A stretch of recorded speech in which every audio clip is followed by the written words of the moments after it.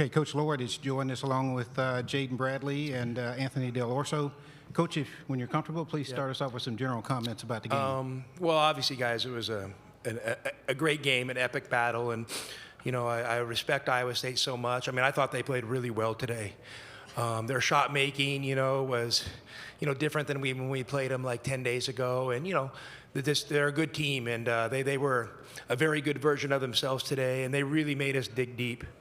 Literally for 40 minutes. I mean, we were just trying to hang on by a thread to stay in the game, and our guys just did a great job of being steady, keeping us competitive and then allowing us to make a few runs. And, I talked a lot last night.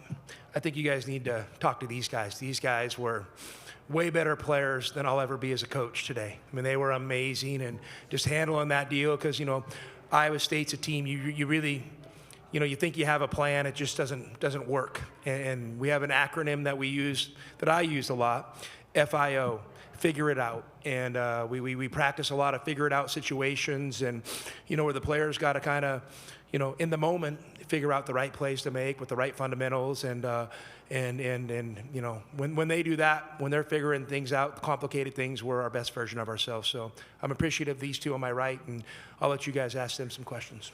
Okay, please give us your name and your affiliation. Let's start on the right. Pat Forty from Sports Illustrated. Jaden, how did you figure it out on the last possession? I really didn't. Just went with the flow. It was a crazy shot. It was great defense. Just had it going. Iowa State's a tough defensive team. So if you call a timeout, they probably get their defense set. So it was just a crazy shot, but it was a great defense, for sure. I think there's something over on the second row on the left. Yeah, where do we start? Jay, I'll start with you.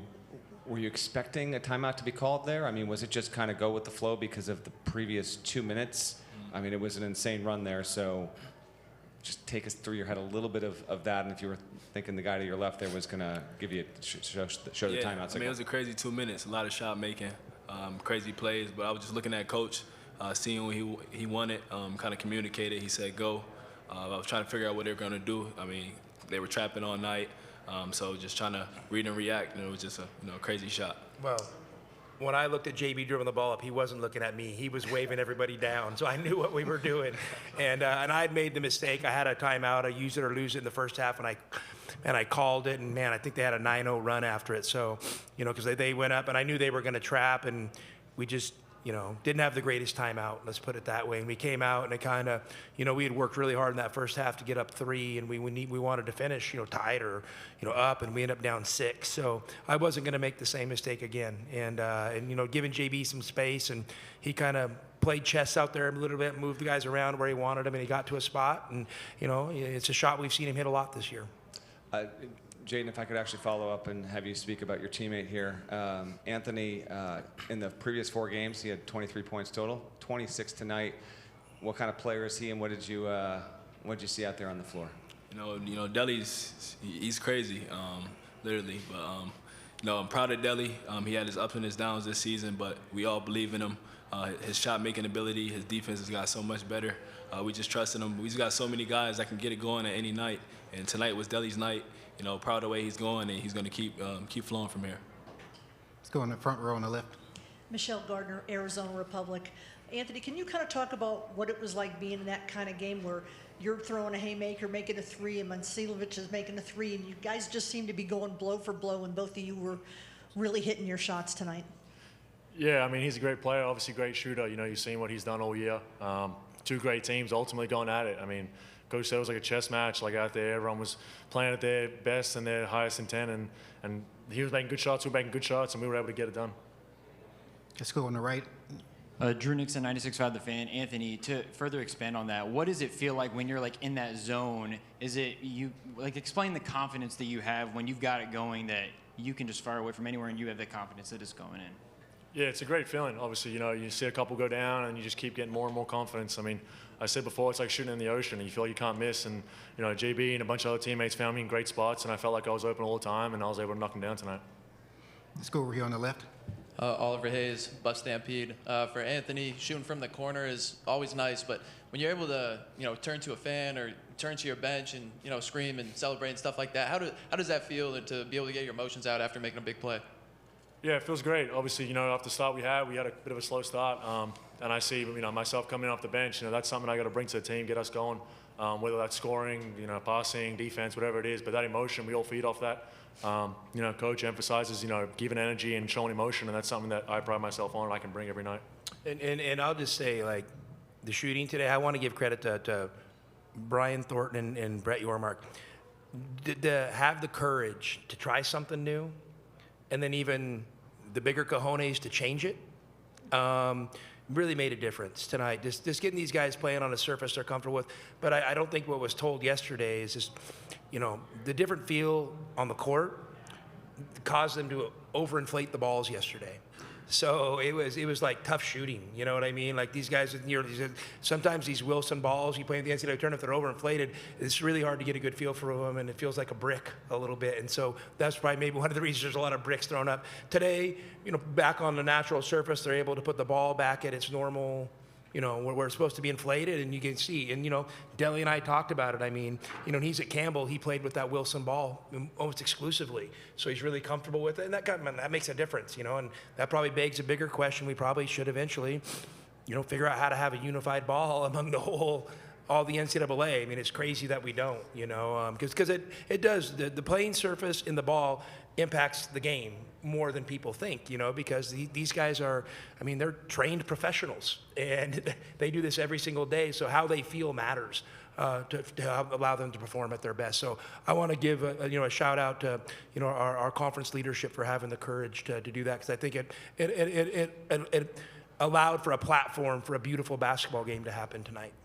Let's go back on the right. For the players, just how difficult was it trying to stop Momcilovic, especially off the inbounds plays? It seemed like he was able to get open and then just making everything. He's a great player, crazy shooter. He's like 6'7", 6'8". He can shoot right over the top of you, always moving. His bigs do a great job of screening and then getting them open. So you just got to kind of contest it and, pray it doesn't go in. We're going to go on the left. Liam Howard, Skill Buff Sports. For Anthony, three-point shooting like that is something that can carry teams pretty far into March. I just want to know how you think you can use this as momentum and carry it forward. Yeah, just staying consistent, staying confident. That's two things that I can keep myself accountable for.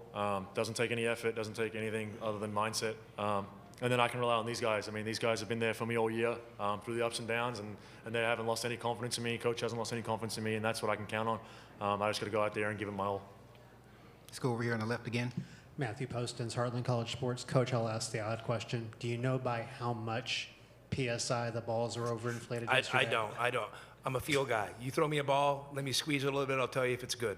Okay. I don't know the PSIs. Okay, we got time for a couple more questions. Any takers? Let's go on here on the left, and then we're going to go to the TV platform.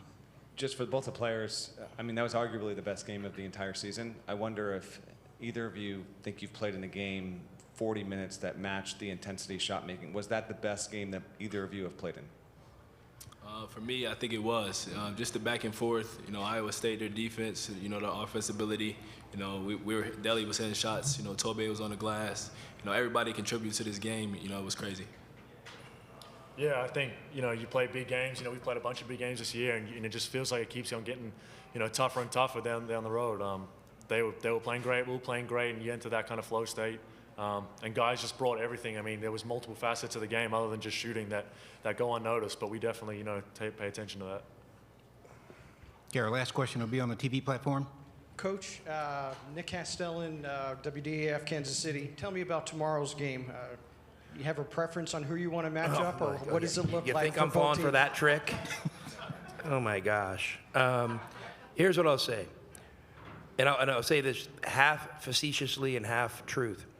The gift is we get to play Houston or Kansas at home. What an awesome opportunity. And, and I've been in these situations before where you maybe had a semifinal buzzer beater win. You got to get your emotions in check fast, and you got to move on. You got to take a shower with a smile on your face. But when that shower's done, it's on to the next one. And we got to prepare.